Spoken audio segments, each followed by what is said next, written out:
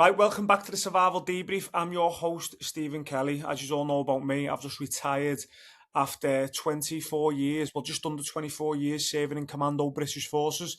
I operated all over the world. I was fortunate enough to be trained in desert, jungle, mountain and Arctic environments.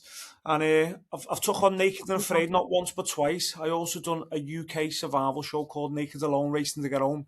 And most recently, my new TV show came out with Bear Grylls called Wild Reckoning. So that's a bit about me.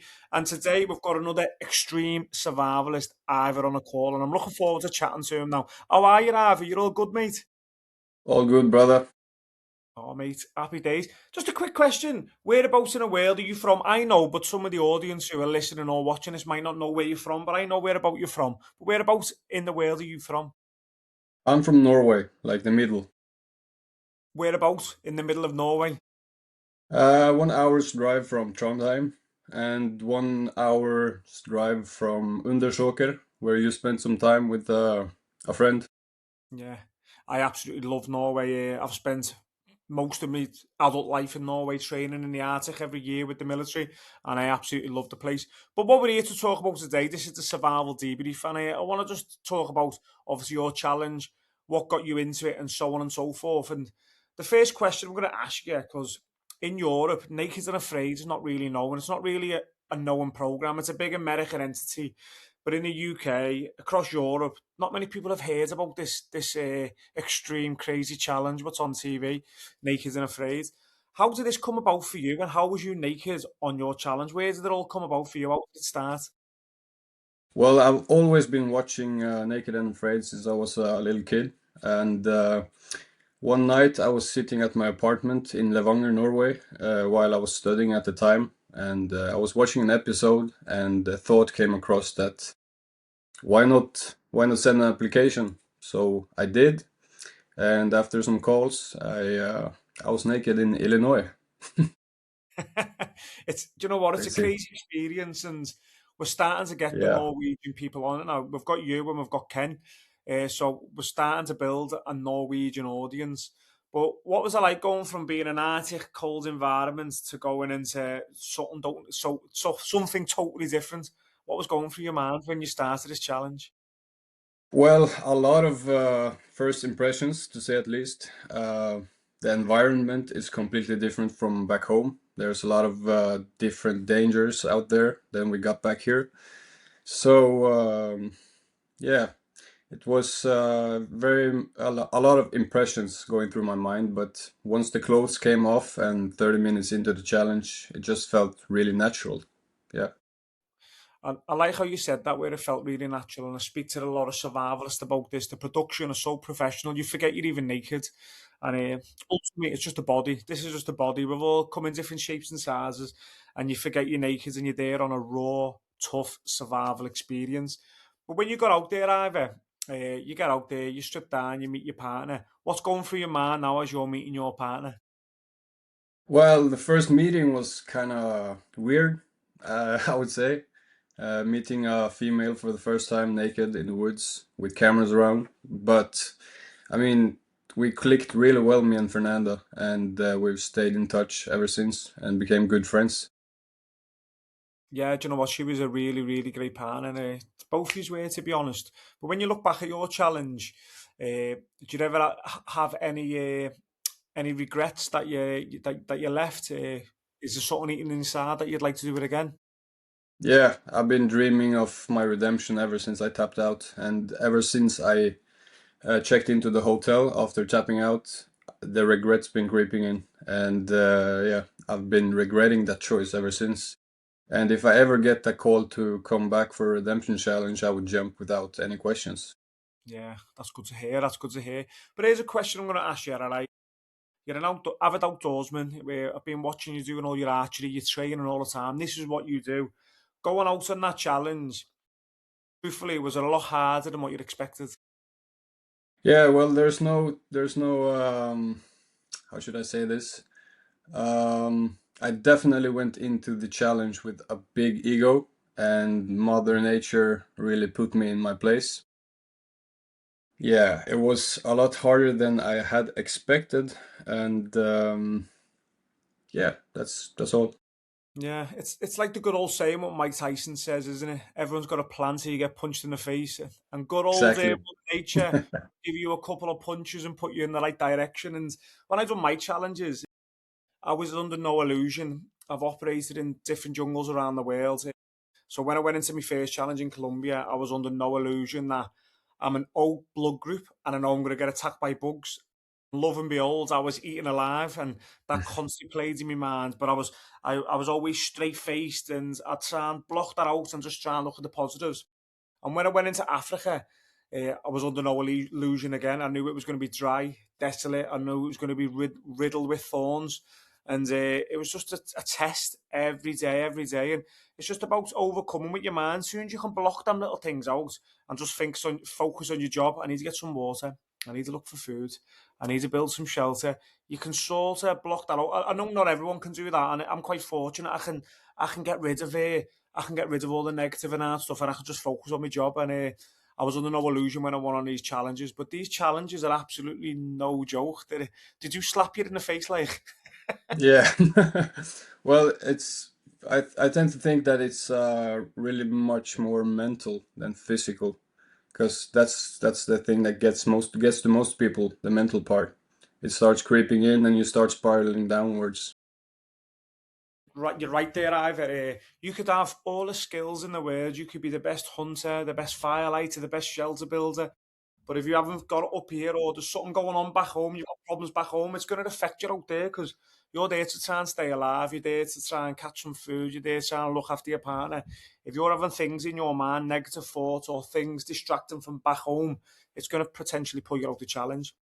And that's exactly what happened. That's exactly what happened on my part, because I've been putting so much energy and focus into my career as a kickboxer. And since I've had like three injuries or three surgeries on my pelvic bone, I started contemplating, was it really worth it to go through this struggle and break my body down this much and then go back to fighting? Because I had scheduled a fight 8 weeks after the challenge was supposed to be done.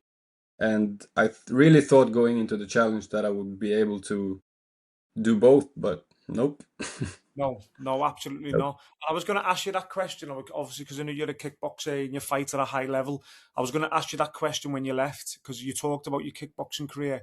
Was it that really, or was there anything else behind the scenes? What potentially the fans didn't see? Uh, what was affecting you? Was there any other problems out there? Well, the biggest problem was the lack of sleep, because we had so much rain the first week. It was almost constantly raining at night, and we struggled to make our shelter waterproof. So the lack of sleep, and then after that came the lack of nutrition and food. And I think I definitely put out more energy than I got into my body. So that broke me down. Yeah. Yeah. It does take its toll on you. Lack of sleep, lack of food, lack of water. Your body just starts eating away at itself. And I remember on my first challenge in Colombia, I went out there at like 84 kilograms. I came back 63 or 64 kilograms. So I That's lost quite a bit brutal. of weight. Yeah, and I'll have to send you a photo of how bad I looked. Then Yeah. went to Africa, I put on a lot more weight. I was fat. I was fat as fuck. The fattest I've ever been. Yeah, I was like 87, 88 kilograms. I was eating blocks of cheese in bed, being less active, doing a lot of strength work.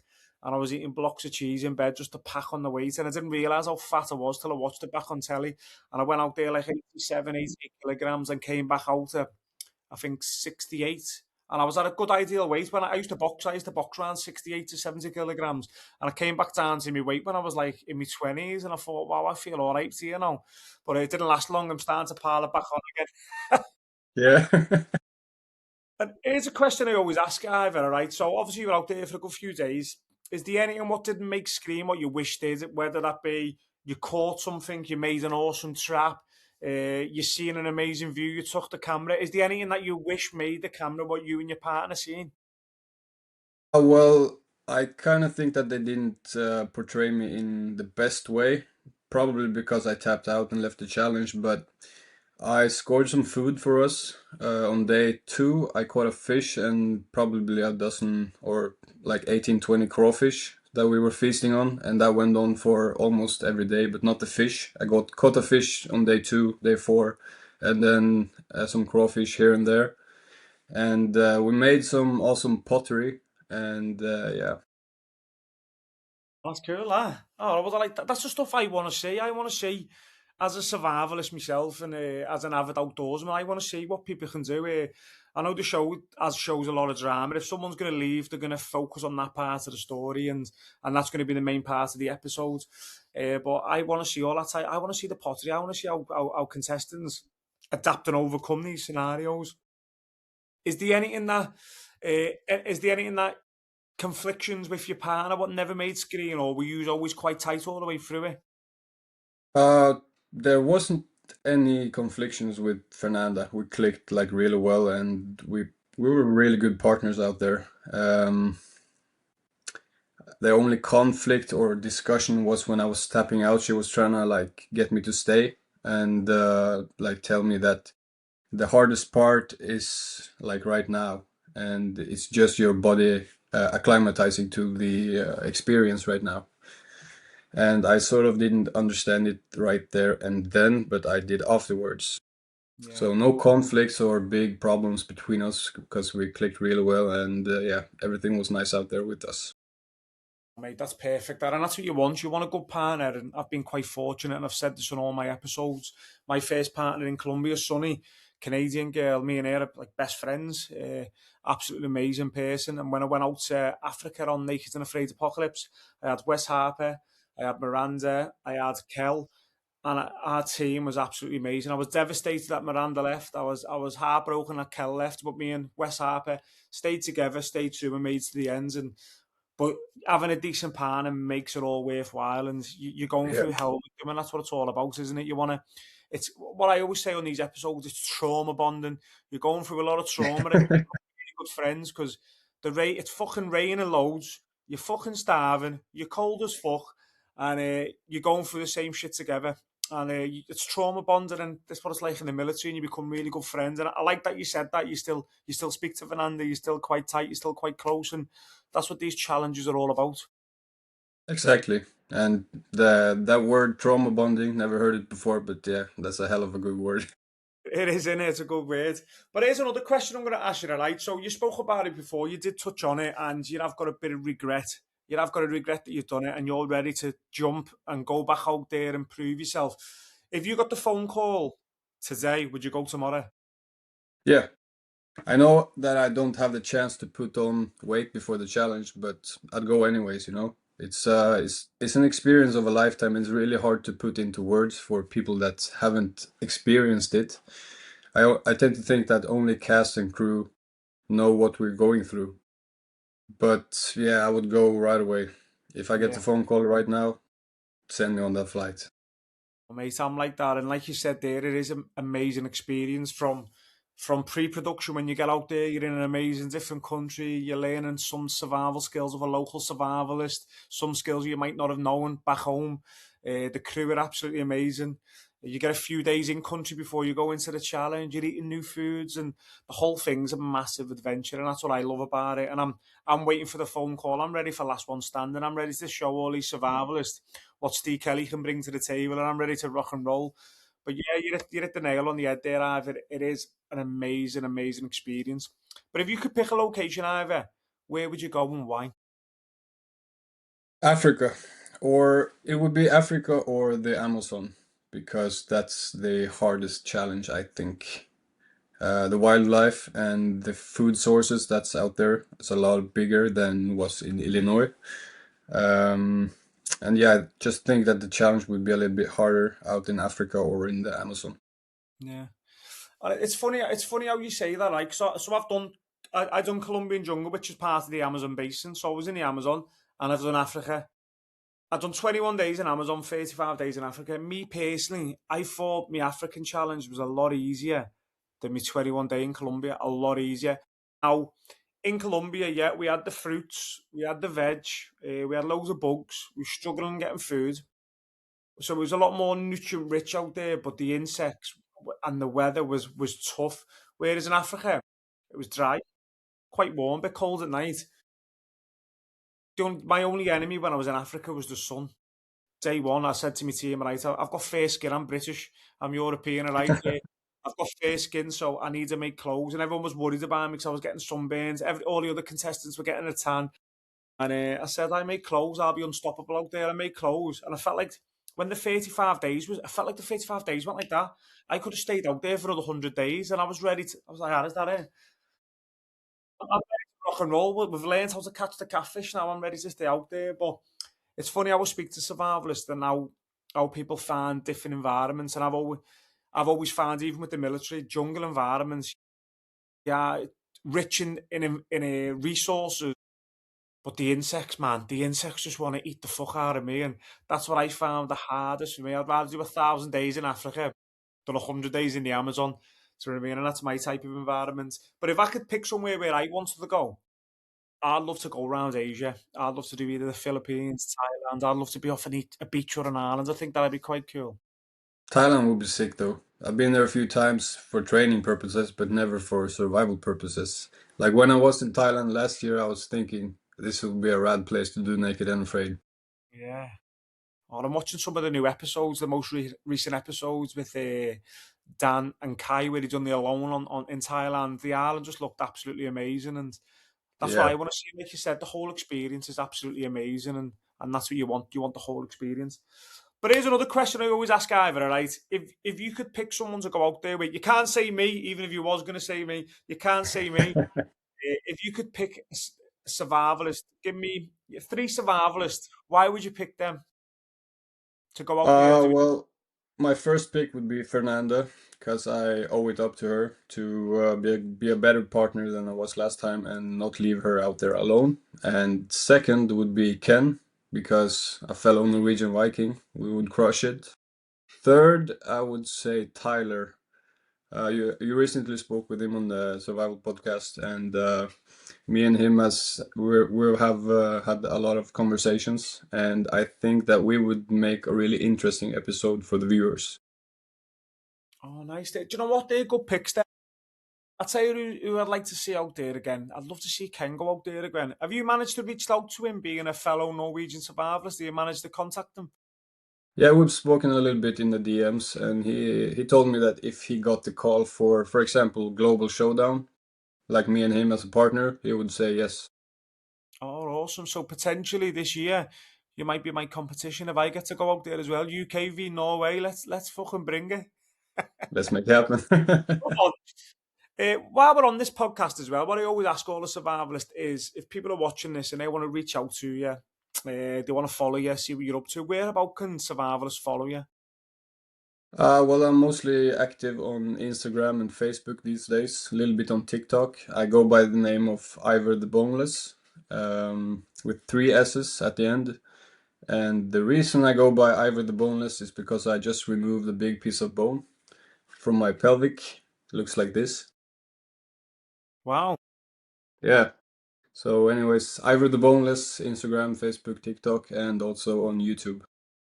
I've got a bit of a trouble with Instagram at the minute. I've nearly had 70,000 followers, been building it for 10 years, and I it's fucking saw down on me. that. Why It's though? fucking Why did they take it down?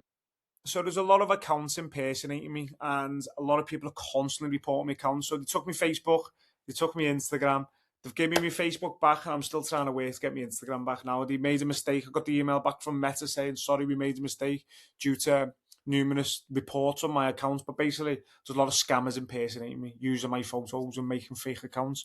So I'm just trying to get my Instagram back because I use that for my business and brand. So touch wood, I Yeah, can get it back in the future.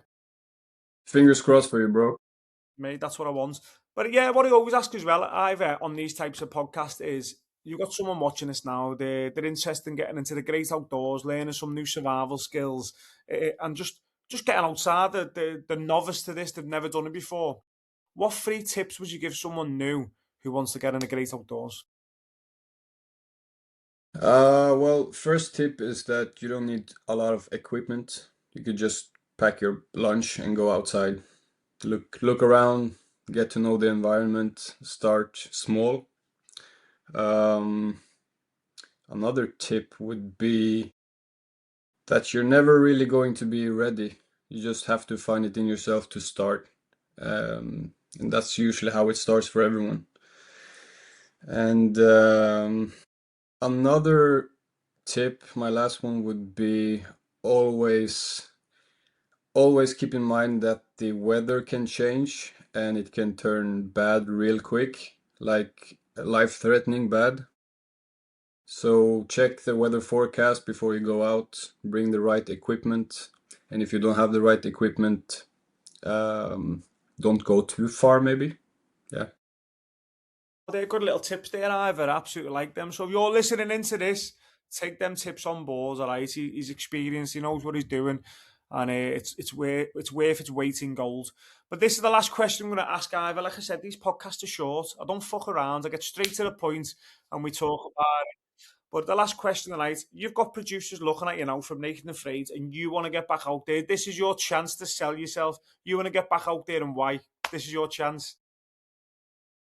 Well, why I want to get back out there is because I definitely have unfinished business with Mother Nature, and I know that I will crush the next challenge. Not going into it with a big ego, but going into it with the experience of the last one. And I definitely know what I am getting myself into this time. Last time I didn't really know because I had a big ego and I've always been outdoors with like equipments and stuff, clothes, but now I'm more primed to the experience and I'm more ready to face it head on.